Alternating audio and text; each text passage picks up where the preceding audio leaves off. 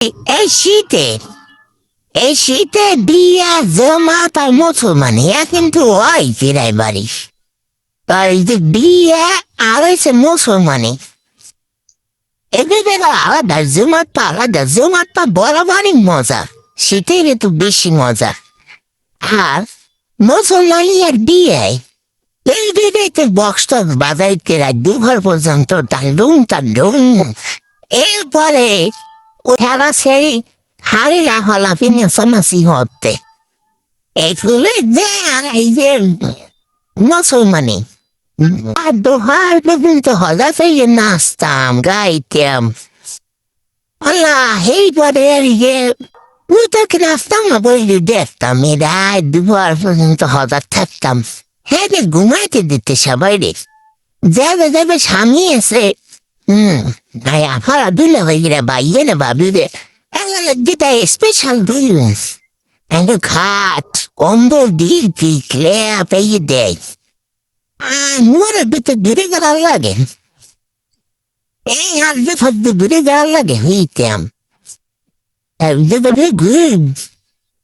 ঘুম পড়তাম, কি শান্তির ঘুমটা দিতাম। এরপর ওই ঘুরে বেড়া হেলে খাতার মধ্যে একখান পাদ মারতে বড় পাদে কি গন্ধু রে, ওরে গন্ধু ওই হারা বাড়িতে ওই পাত এই কি সহ্য করা যায়? এরপর ওই পাদের সঙ্গে সহ্য না হতে পারলে এই বিয়ে পেলাম। খালি এই পাদের গন্ধে লাগিয়ে বিয়ে হওয়া, নইলে কোন সানমুনি মোরে বিয়ে হরাইতে পারতে না। এই পাদের গন্ধ দিয়ে রেহাই পেতে বিয়ে বইছি, নাইলে সানমন মোরে বিয়ে দিতে। খালি পাদের গন্ধ লাগবে বাবা উজগের যে পাত, এই গুঁড়ো গেলার পাদের গন্ধ সহ্য হতে না পারলে মাথা এলে বিয়েটা বইয়ে হালাই। হেইয়া শান্তি নেই তো শান্তি নাই, জামাইও পাজ মারে তলে বইয়া কি গন্ধওয়ালা পাত। কে রুমাই সহ্য হতে পারে, কে রুমাই বসছে জামাই পাদা হবে